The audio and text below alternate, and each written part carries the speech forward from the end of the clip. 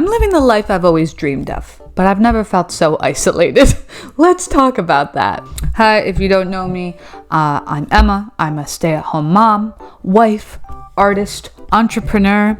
We're very ambitious here. Trying to do all of the things naturally. On paper, everything's going pretty well. We have this new house. Well, it's half renovated, but it's double the size of our old house.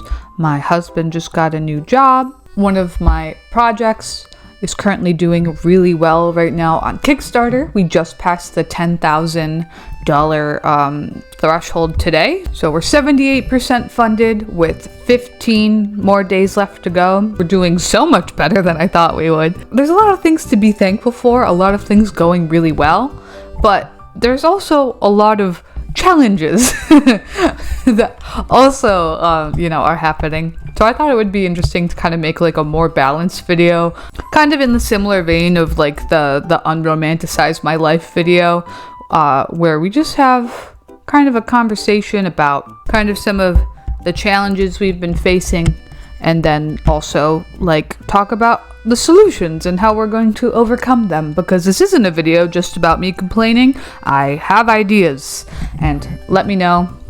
I thought maybe this could be a little bit of a collaborative video. If any of you are going through something similar or can relate to bits and pieces, maybe we can all put our heads together and come up with some good workarounds into some of these problems. So let's get into some of these challenges that we're dealing with here. So the first challenge is physical isolation. On March 22nd, I went to the local anime convention, Toricon, to spread the news about my tarot deck, to like promote it in real life. A card mat for all of you trading card players, so you can switch one card addiction to another one. And it went really well, except on my way home from the first day, somebody decked me in my car, technically my husband's car, coming home, literally like the first intersection, and then totaled the car. Luckily, I'm fine. Everyone was fine. Nobody was hurt, but the car was not fine. So ever since then, we've only been down to one car that my husband's been taking to work. So I have been stuck at home with the toddler. And on top of that, the weather has been horrible this past week. It snowed again. It's been like all like in the 30s, just like it's supposed to be spring, just give me like 150-degree day here and there. But so me and the toddler have been stuck inside of our house and we can't go anywhere, and that sucks. That sucks so hard. I will never take for granted being able to move freely for whenever I want. Me and my toddler are together from 6 a.m. when he wakes up to 7 p.m. when he goes to bed every day. What do you do with a toddler for 13 hours a day? Sometimes he naps, like today. But it's like where you can't go anywhere and you can't go outside. There's only so many things we can do together. There is a huge difference in the quality of my day, whether or not I get to go outside. Like the days, the couple days it has been like warm enough to go on walks, my mood increases 1,000,000 times. It is amazing what going for a walk outside does to your mood. It's just like all of these things, the new town, the car wreck, the horrible weather, just like is just awful, just terrible. It's just like the perfect storm of isolation. The second challenge is social isolation, specifically pertaining to motherhood. I want to be careful with this section because I have a lot of friends and family, very, very supportive friends and family, so I don't want this to be coming at anybody. Most of my day is spent with my toddler, and I am one of the only people out of all of my friends to have a toddler and be in this specific life stage. It'd be nice to have a mom friend who has a kid that's a similar age, that is decently local, and then we could have weekly play dates.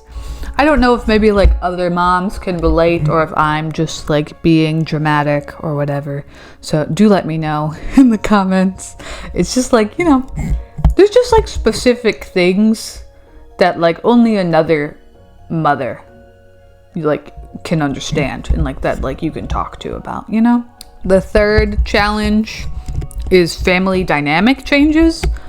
Since my husband just got this new job, which is really exciting because he seems to like it a ton more than his past job, a lot more fulfilling. It pays more, which is great, but he's gonna have to work a lot more overtime, which great for finances, but that is a lot more time where he's not going to be home, and it's a physically demanding job that he's doing. So when he is home, he's not going to have as much energy, and the time he's going to be home is going to be less, which kind of sucks and also kind of feeds into like the whole isolation thing. So I kind of has to adjust to having more time solo parenting, also like dealing with the house in general, like keeping up with housework and stuff, which leads into the fourth challenge, which is health complications.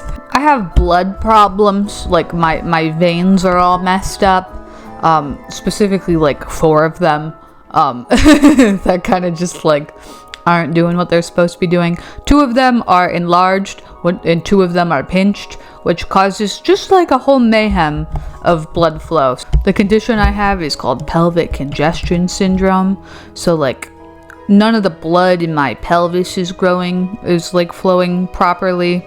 A lot of my blood can't get back up from my legs to the upper side of my body. Like everything kind of just like slowly gets trapped in my legs as the day goes on. And the best thing I can do to help me is lay down, so like all of the blood can redisperse in my body. So it's just like another annoying thing to throw into the ring, where it's like I'm constantly trying to manage my own health and make sure I'm not completely overdoing it and like being on my feet too much. But like you have to be on your feet to be with a toddler and like to do housework and stuff like that. So it's like, so yeah, shout out to all you chronically ill mothers out there.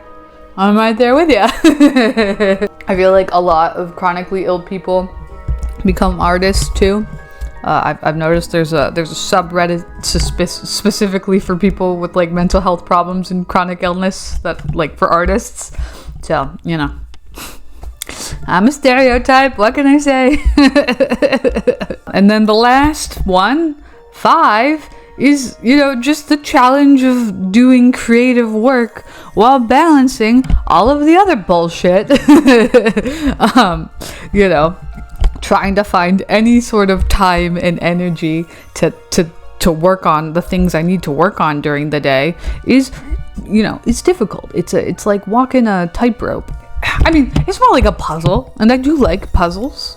Being an artist is like 2% drawing stuff, like 98% everything else. I genuinely just wish I had more time to work on everything throughout the day, but it's not really in the cards for me right now. Also, just like with my medical condition, like just with the nature of it, I feel worse and worse like as it gets later and later. Like I feel the best when I just wake up because I've been sleeping for 8 hours or whatever, and I've like the most like regulated blood wise.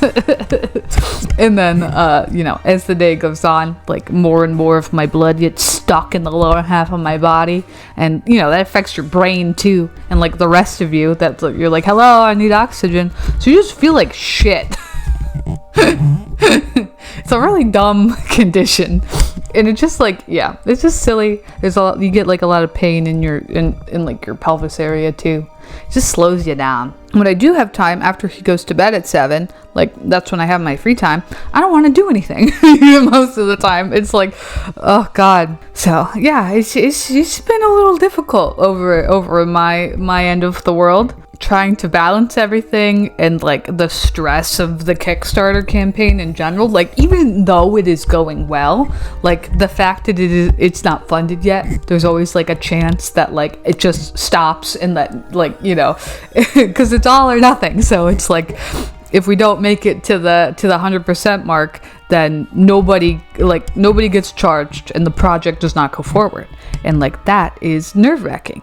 Even if like we could be at 99% and I'll still be stressed out because we're not at the 100 yet.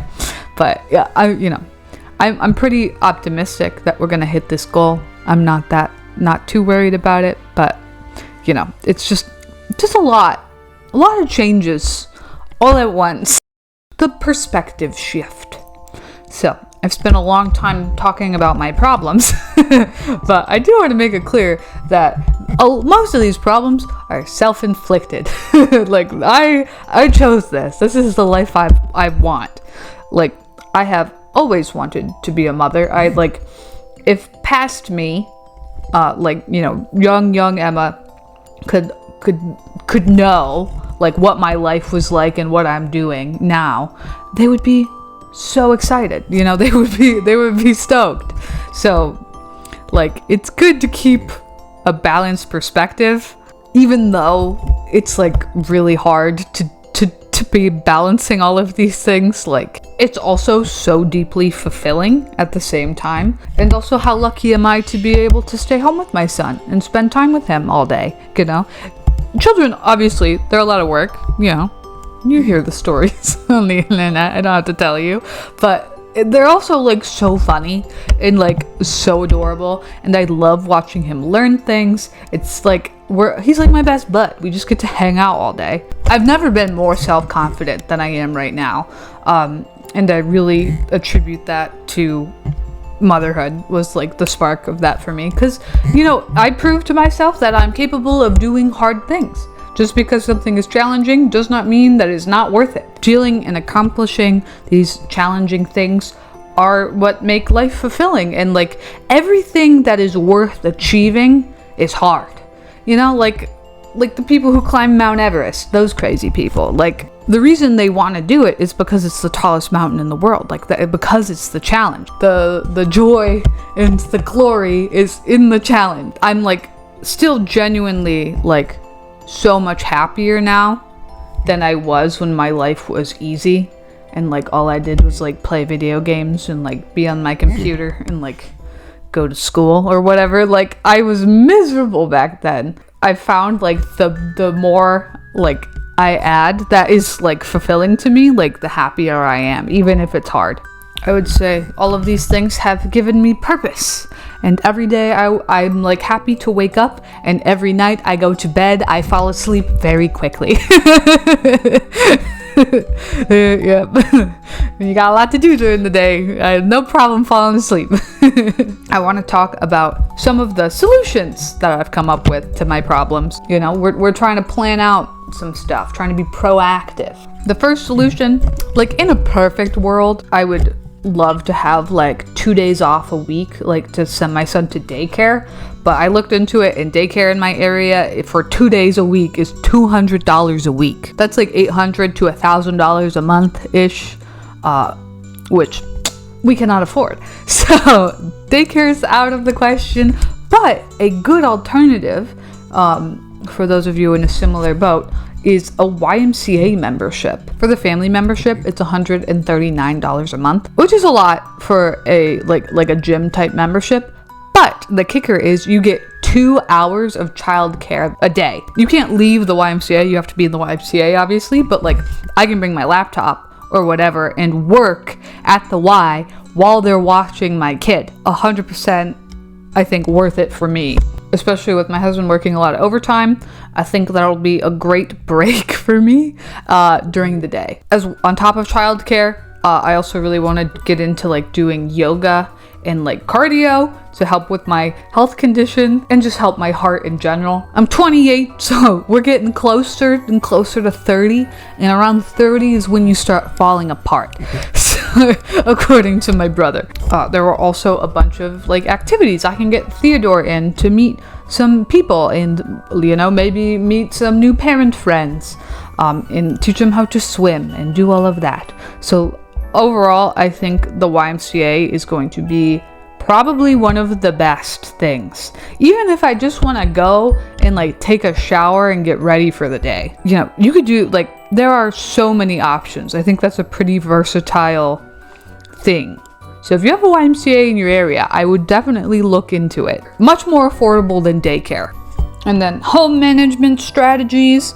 Kind of what we do in my house is we have 3 daily chores that are like the non-negotiables, which is the dishes, a load of laundry, and the cat litter. Like, as long as we do those 3, like me and my husband together, get those 3 chores done, then then we're doing good. Those are like the priorities for the day, and then like kind of like throw in the other chores when it makes sense. Hello, my camera rudely cut me off the last part, so we're back, but with my webcam. So the last solution is going outside, going to local events, and making more friends, and just like meeting people in general. The weather's warming up. We got an insurance payout, so Shane can get another car, and we're getting that soon until I get my car back. So I'll be able to go out and do things. So that is a major goal this year, to go and find a lot of different fun art events in the city near me, and start going to more of those, and start making connections and talking to people and making friends. Because unfortunately, friends are not going to find me if I stay in my house. They're not going to just start knocking on the door. So I gotta be proactive and do things. Actively get out of the house and go places. So I just wanted to make this video to talk about, just real life. Real life is is good and bad things, not necessarily super bad things. Like I'm happy with my problems. I'll keep them. I'd rather have these problems than other problems, So if you're currently experiencing any of these problems, or have experienced any of these problems and have figured out any solutions, do let me know in the comments below. I would love to hear what you guys have to say and your opinions on these topics. We're all winging it, like nobody has all the answers and nobody knows what's going on. We're all just in this together. If you'd like to check out the Kickstarter, the link is in the description below. Let's end off with the goose of the day, shall we? Oh gosh. The goose of the day today is the 7 of Swords. It's a sneaky fella. So this one represents like theft, deception, strategy, also like tactics, so it's not always like a bad card. Do be on the lookout for scams, and double check your subscriptions. Make sure you're not overpaying for a subscription that you don't use anymore. Hope you have a wonderful rest of your day, and I'll see you in the next video. Bye!